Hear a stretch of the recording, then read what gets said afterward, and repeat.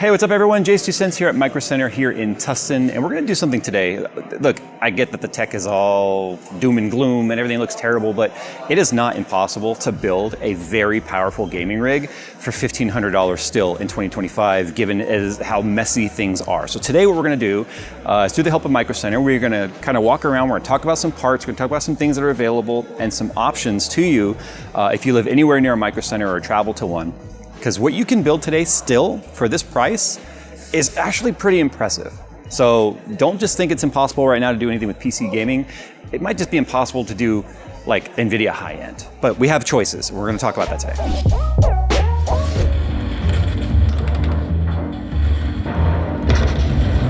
Hey, Jay.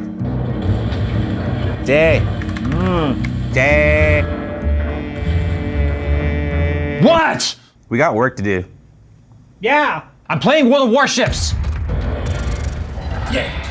World of Warships is the free-to-play naval strategy game where you command the most iconic and famous warships from World War I and World War II, recreated with stunning detail and accuracy. Build your fleet while participating in various game types while upgrading your ship's arsenal along the way. New players who sign up using my link below will receive an exclusive starter pack to get you up and running quickly by receiving 7 days premium time, 1 million credits, 300 doubloons, and the Tier 5 premium ship, the Exeter. So what are you guys waiting for? Start sinking ships with World of Warships by heading to the description below and getting your freebies. Now we're also filming today's video on our new-ish, I bought it a couple months ago I think at this point, our Osmo Pocket 3, which is actually a little handheld gimbal camera. So if it looks different or weird, that's why. But we want to try it out and see how well it works. And guess where I bought it? I actually bought it here at Micro Center while doing a different video. So I came here to work and then I spent money and lost money that day probably, but that's besides the point.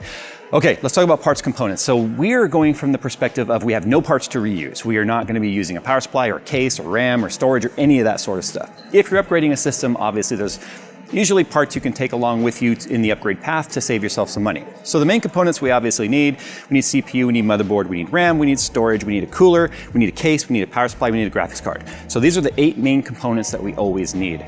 No matter what, if you're building a brand new system. Now, Micro Center is known for their bundles, and there are some crazy bundle deals going on right now. So before we got here, I actually did a little bit of shopping to kind of see what's available, what does the pricing look like. Obviously, you can go all the way back to 5000 series AMD, you can go all the way back to 12th gen Intel right now on stuff they have in stock. Unfortunately for Intel, the price of 12th gen is still, in my opinion, too high given the performance that you're getting for the price. So AMD is just dominant when it comes to the CPU market still. Core Ultra would be pretty much out of our price point as far as I'm concerned for value for gamers, like 265K versus going with like a 9700X. I would still take the 9700X, which is actually what we're gonna do. So we're gonna be doing a 9700X bundle, and I wanna talk about that CPU real quick. When the 9000 series launched, specifically with the 9700X and 9600X, they weren't like that exciting to talk about. One of the biggest problems with those two CPUs was AMD leaned heavily on efficiency. So there were only 65 watt TDP parts, which made kind of early limits when it comes to how long the clocks would sustain or how high the clocks would even go, because 65 watts is a very low TDP. Now that's great for power consumption, that's great for temperatures and such, but it wasn't great for gaming uplift when compared to 7000 series and 9000 series CPUs. But since then, and since those videos have launched and then the product obviously has been out for a while, every single motherboard now, through AMD kind of collaborating this, has a 105 watt TDP mode. So we're talking nearly, well, it's like 40% extra power, which definitely helps in sustaining clocks and getting those clocks up into the high 5 gigahertz range. So it makes it a very strong contender for a gaming CPU. And don't think you have to run an X3D CPU to be a quote unquote gaming CPU. Yeah, they're pretty badass, but they're not necessary. And I think people are getting too caught up in this whole idea of like, if it's not an X3D CPU, it's a crap gaming CPU, and that's just simply not true. So let's go look at the price of the 9700X. Let's look at the bundle options that are available. There's even an upgrade your motherboard option too, if you want a higher spec board than comes with it. And in this bundle, it's a B650 board. But let's go take a look at what we got. All right, so here it is. Here's the actual 9700X bundle. There is like a $40 upgrade option if you want a whiteboard. It's still a B650, so there's no point in really doing that. Anyway, 9700X Ryzen 7 right here, as I mentioned, it's $269 individually. It's already $90 off right now, basically. So the bundle pricing individually, believe it or not, it's the same. It's actually not like a take 20 bucks off if you bundle it. It's really just designed to kind of take some of the guesswork out of making sure that you have RAM that's compatible. Does it have Expo profile? Does it meet the QVL list? Which motherboard is it paired with? So it's a pretty aggressive price already as individual parts. So 9700X, as I mentioned, doing the 105 watt TDP mode on the motherboard is a must as far as I'm concerned. It's a B650 chipset, but it still obviously has our Gen 5 PCIe for the top NVMe. Obviously it's going to be supporting 7000 series and 9000 series and future CPUs that come out from AMD. So instead of going with an older platform like the AM4 platform, where that's sort of end of life. Like the AM4 is not going anywhere in terms of having future CPUs really designed for it. They've kind of thrown some here and there, but it's never going to have any forward-facing technologies available to it. So once you buy that, that is a dead-end sort of a platform. Now AM5, we're still only in the second gen of AM5. So if we buy 9700X now and later on, say you get, I don't know, birthday money or a raise or whatever, and you decide you want a higher end CPU, you could literally just pop this out, sell it, put a higher end CPU in, and you're good to go.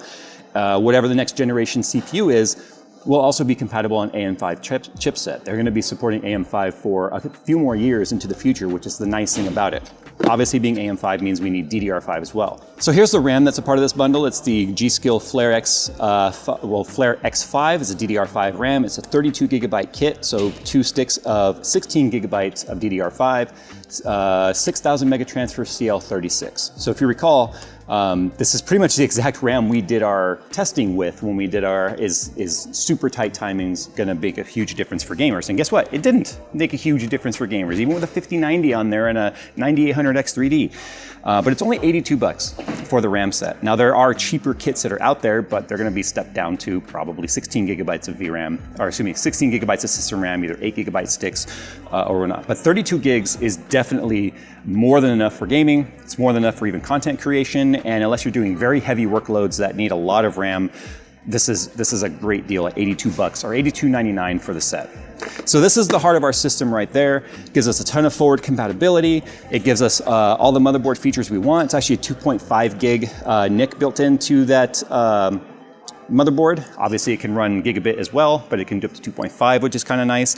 Is this a wireless? I can't remember if this is wireless. I don't think it's wireless, actually. It is wireless. Okay, so it's got wireless built in. It's kind of hard to go wrong with that. Don't need to run a 670E or X870E or any of that. The 50 chipset or the 650 chipset or even the 850 chipset is more than enough for just about everybody. Now this whole thing as a bundle is $449. So keep that in mind, and 270 of it alone is the CPU. The rest of it obviously is 82 bucks for the RAM, and then the board I think works out to like 189 or 179, something like that. But it's a no guesses type of bundle. You know it's gonna work. You know it's a proven combo, so that's the nice thing about it. Now the other thing that's really important when we talk about our budget, in this instance gonna be $1,500 before tax is what I'm kind of looking at. Graphics card. This is where the real discussion of how the hell do you make it work comes in. I mean, the obvious choice, GT 1030 for $72.99. You know that's really good for? Giving you a signal to make sure your system works before you put in your real graphics card. Actually, anyway, moving on. This is the NVIDIA aisle. It is kind of picked clean. I mean, there's a lot of overpriced 50 series cards left here, like the 5070. This thing is like 900 bucks, 800 bucks, something like that. It's crazy for a non-TI. They do have some TIs in stock as well. Yeah, right here. We got the Gaming Trio 5070 Ti, a few of those. Whatever they cost doesn't matter because we're not doing an NVIDIA graphics card. Too many people are sleeping on the fact that AMD still has amazing options when it comes to graphics. And we're talking like RDNA 3 as well. So there's a deal right now specifically for this side over here. So the PowerColor 7900 XT. It's a $699 card. Typically it's about $799. It's on sale right now for $699. However, if you buy any AMD CPU, and I do mean any AMD CPU, you could go over to the AMD aisle and buy the cheapest AMD CPU. You get another 100 bucks off that, making it $599. There is nothing else in either of these two aisles that matter at that price point. So here it is right here. It is a reference style card. So it's made by PowerColor, but it's gonna look like the reference cooler. So it's gonna have I love the way the reference cooler looks for the RDNA 3 cards. It's the one that came after the whole Team Rocket looking logo thing, but I love this. It's a triple fan card. It's basically the exact same card that we did our benchmark testing with. We can even show some charts on the screen to show that the 7900 XT is faster than the 5070 in every single test we ran. This is $599 when paired with an AMD CPU, or $699 otherwise. There's not a single 5070 available for that price, period. End of story. This GPU right here, people are sleeping on it. There's no reason not to consider this GPU, especially when it comes with 20 gigabytes of VRAM. I mean, there's the whole VRAM discussion, right? And a lot of games now that are actually requiring over 8 gigabytes of VRAM, 20 gigs. So this is a very capable card, even in 4K gaming, but this tower that we're building right here would dominate 1440p, which is kind of the target of where I'm going for. So $599 when paired like this. Now, I've showed this a million times. So if you're building a system, you'll make sure you don't forget anything. I like to build it like Lego blocks right here. So we got our motherboard, we got our CPU, we got our RAM, we got our graphics card there. So now we need a power supply. And you'll notice I'm kind of working my way down the more vital components, because areas that you can save money is going to be like the case, the storage, things like that. Things that are easy to add to or replace later, because we want to make sure our main components are not suffering what we can get because we overspent in areas of the build that are not going to impact our performance. Now, forward compatibility is something that's really important to me when I spec a system. We have a 7900 XT in here. The logical upgrade in the future would be going to something like a 9070 XT. The 9070 is faster than this card in every single way. Unfortunately, it's also about $300 more expensive than this card. And I do not think it's $300 worth faster, because that's more than our CPU, right? So think about that. If I spent $300 more on my graphics card, not only does that hurt our budget, making that a $900 GPU, which is kind of what the 9070 XTs are sort of going for, it is more expensive than our CPU alone.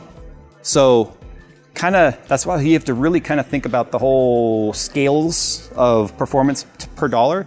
That's why I think the 7900 XT is awesome. But with that said, if you did decide in a few generations from now you wanted to upgrade to a bigger, better GPU, and you undersize your power supply, then you're gonna be buying a new power supply in the future. Now, unfortunately, in this $1,500 build, it's very difficult to get a 1000-watt power supply to sort of fit in that price point. So in this instance, we're going with an 850 watt. Now, 850 watt power supply would be plenty for our 7900 XT. It'd be plenty for a 7900 XTX in the future. It's plenty for like a 5080. But 4090 and 5090, or let's say 3 years, 4 years in the future, you're buying one of those used, it wouldn't necessarily be big enough for one of those power supplies or one of those graphics cards. But considering that card is double our entire budget for the system, you're probably not gonna be shopping that yet. And if you can shop one of those graphics cards in the future, you probably would have the $200 also to get a 1200 watt power supply so you can properly power it. So 850 watts is what we chose. In this instance here, I went with the, for no real reason other than I think the price was good. There are cheaper power supplies, but I wanted full modular. I wanted something that has a great warranty. I wanted something that I know is built with high quality specs that is gonna last into the future. This is the Pure Power 12M. The M stands for fully modular. It is an 850 watt gold rated power supply, yeah, 80 plus gold.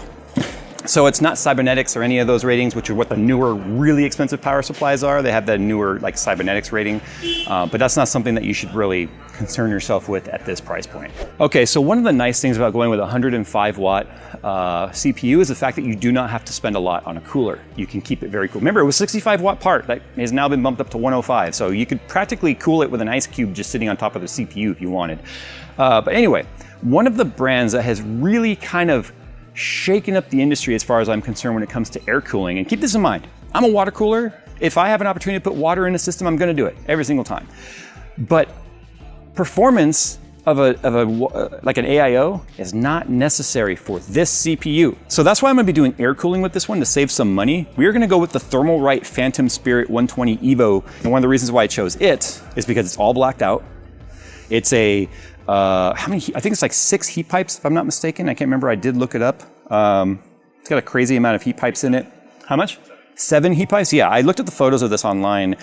But more importantly, I've seen the reviews. I've seen what people are saying about Thermalrite and how good they're actually performing when it comes to keeping even high-end CPUs cool. So I have no doubt that our 105 watt 9700X CPU is going to stay plenty cool with this cooler. And it looks nice. And it's 59 bucks.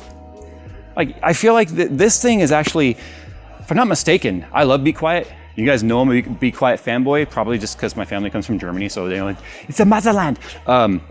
Some of the coolers that BeQuiet came out with actually had to be somewhat revised and go back to the drawing board because Thermalrite disrupted the business so much that they were too expensive given the performance levels versus this guy. So the Peerless Assassin, the Phantom Spirit, obviously the Phantom Spirit 120 Evo. This is like the new golden standard for inexpensive, high quality coolers. I know that sounds 100% like a sponsored bit. It's not at all. This is my first time using one. I'm actually really excited to see how it can do. So this actually has absolutely nothing to do with today's build. It's just we're here and I used the last of the coolant that I had on hand for gold members. So since they sell water cooling stuff, you might as well get some right here. They used to sell the GSkill water block when we still had them, but they're gone now. Okay, so let's talk about storage right here. This is where you can easily overspend and also easily find yourself wishing you had always gotten more. I still feel like 1 terabyte is like the sweet spot. Games today could be as much as 200 gigabytes. Realistically, they're more like 100 gigabytes. The OS is gonna take about 150 of it right there. The partition itself is gonna eat up some. So that 1 terabyte turns into like 800 very quickly before you've even done anything. But the nice thing about this, as I've already said, is you can always add drives later easier. And it's gonna be a lot easier for you to come up with $79 later on than trying to come up with extra money for a bigger graphics card later on. So I would still take a 1 terabyte drive in this particular budget right now without even considering going with a larger drive. Okay, let's talk about cases real quick. This is where you can easily find yourself quickly getting in trouble and accidentally overspending. The cool thing about Micro Center is all the cases are on display. That's the nice thing. I've said this 100 times in previous videos. Everything they sell is on display, so you can see it and touch it. And that's doubly important for cases because you can't always tell by just looking at the cardboard box how big the actual case is, how much styrofoam padding and stuff is in there, how much foam, you know? So you can spend 39 bucks for like this Cooler Master Q300L, which isn't gonna fit our parts, but you could. Or you could spend hundreds of dollars by going with, I don't know, like the Thermaltake frame thing here, or going with giant cases. But the prices, as you can imagine, vary a lot. Like with an $89 Montech Air 903, we've done reviews on that. Here's the black one right here. It's a tried and true case. We've used it a ton. The value is there. You know, $109 right here for the Sky 2 from Montech. It kind of has that sort of like a dual chamber almost, but not really. It's got intakes on the side, glass front. You know, you come all over here, you can spend 270 bucks on the Corsair 7000D, right? I mean, it's all over the place. So I chose, and this is gonna be a big star next to it, I chose specifically the Fractal Design Pop XL Air RGB for one reason and one reason only. It's large, it's got plenty of room to be able to upgrade our components in the future and not feel like we're stuck. I could go and save 20 bucks by going with the Pop Air RGB, which is smaller. In fact, I might actually still do that. But here's the thing. If I was to drop down to like a $69 case right here, that's not gonna, see, it would fit our graphics card now, but if we wanted a future upgradability of getting a big graphics card, it's probably not gonna fit in this case. It's very short. But that's okay. We have the 903, which is tried and true. We've used it a million times in builds. It's hard not to like Montech and the value that they bring. I kind of just want to do something different. Like we feel like we use these cases all the time. Same thing with the Lee & Lee, the Landcool 216, the 207, the Landcool 2. We've used them all so many times. But there's a reason why we use them all so many times, because the value is there. What's important for me today is that whatever case we get come populated with a lot of fans already to keep our budget down. This has 3 intake fans on the front, 1 exhaust fan on the back. Right now, this would put us at a pretty solid positive pressure, but fortunately there's plenty of ventilation all over the case so that the 120 in the back isn't going to be the only thing helping exhaust air. It can push air out of other ventilation holes that are in the case. Let me just do one more lap to make sure that I'm getting the case that I want, to make sure that I'm not overspending because at the end of the day, I might be able to actually save enough on a case to get a 2 terabyte drive. Okay, so slight change here. So our total, my budget was $1,500 pre-tax. That's just easier to go that way because I can't calculate what all your guys' taxes are gonna be. So $1,500 pre-tax. Depending on the county here in SoCal, it could be 7.75%, it could be 9%, it could be 10%, depending. So our total right now, with everything that you saw, was $1,424. So obviously we have $75 additional to our budget. Now I could just put that towards the tax, it would be about half the amount of tax, we're the county that we're in right now. But I decided the extra $75 is not enough to get us a better well, it is enough to get us a better power supply, but not really needed because we could cap out at a 5080 for this right now, that's plenty. The RX 7900 XT, there's nothing above this for me to get. It's the highest graphics card they have for AMD right now, and it's not enough to step over to NVIDIA and get a better card. In fact, we'd have to pay way more to get less performance right now than this card. That's why it's such an amazing price at $599 with the AMD CPU included. It's not enough money for us to really step up our CPU. I wouldn't go up to like a 9900X. I like the fact that the 9700X is a single CCD CPU. It's simple for the scheduler, it's easy for Windows, there's nothing weird to deal with on core parking because 9900X and up do core park when it comes to the latest AMD CPU architectures. So, could technically have gotten maybe faster RAM, but 6,000 megahertz at CL36 is absolutely plenty. We've already shown this is like the sweet spot for RAM right there. So I decided to double our storage. It's $124 coming up from $79 from the 1 terabyte to the 2 terabyte for the Hynix RAM. So that's our build, that's our total right there, now coming in at $1,474, or post-tax, $114 in tax of $1,589.25. Now we gotta go back to the studio and we gotta build it.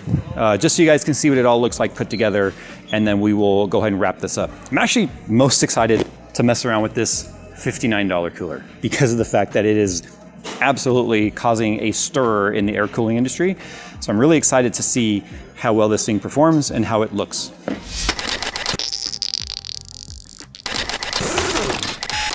Well, there it is, our $1,500 gaming PC in 2025 featuring a 7900 XT.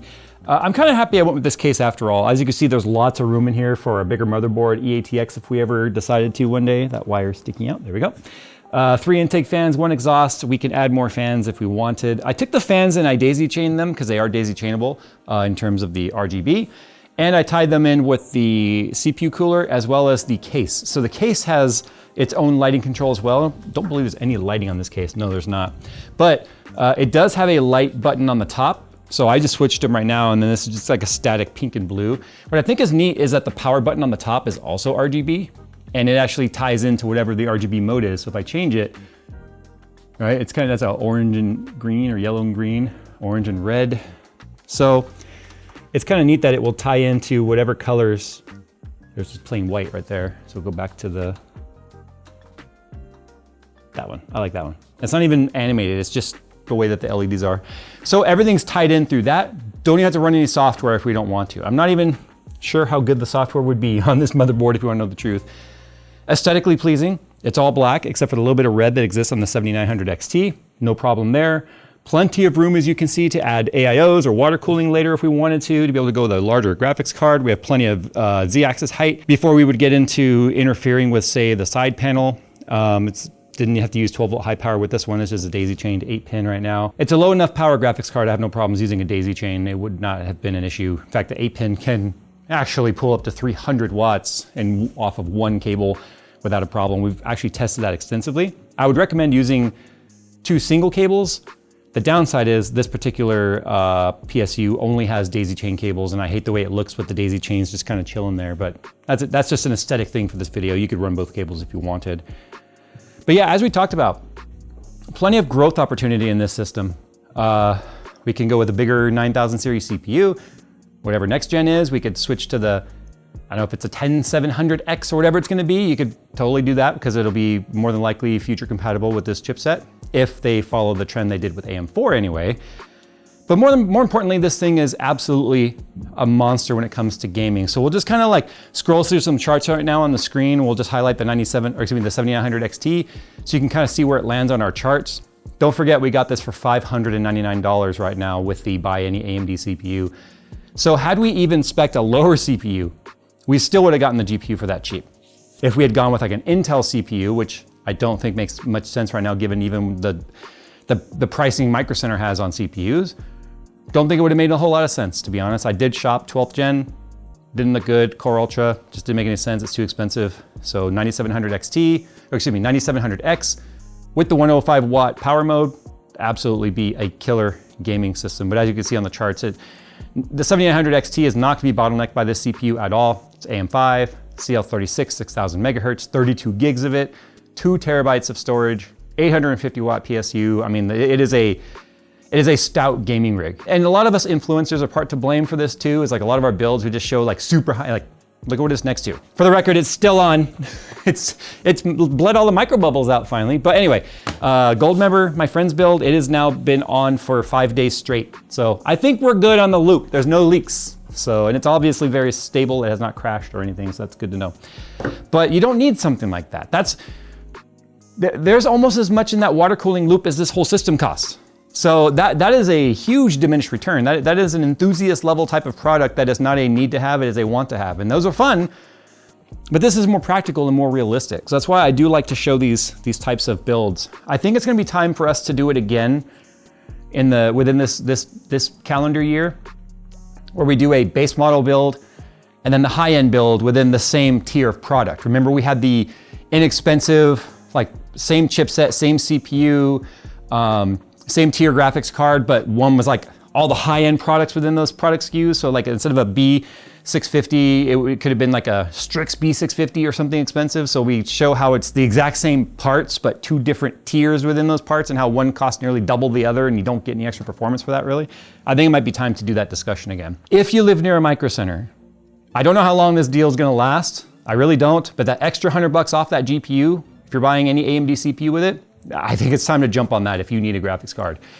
Even if you're like, I'm waiting for NVIDIA to come down, you could still sell this card for $500 plus, no problem, used.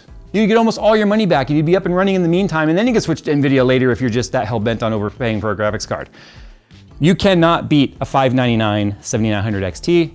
I believe just 6 months ago, that's what we were paying for a GRE, which is slower than a 7900 XT. That was the global release edition, which was designed for the China market, and it was a cut down version of this even. So absolutely worth going and taking a look at if you guys are near a Micro Center or vacationing near one. I can't tell you how many people I've talked to.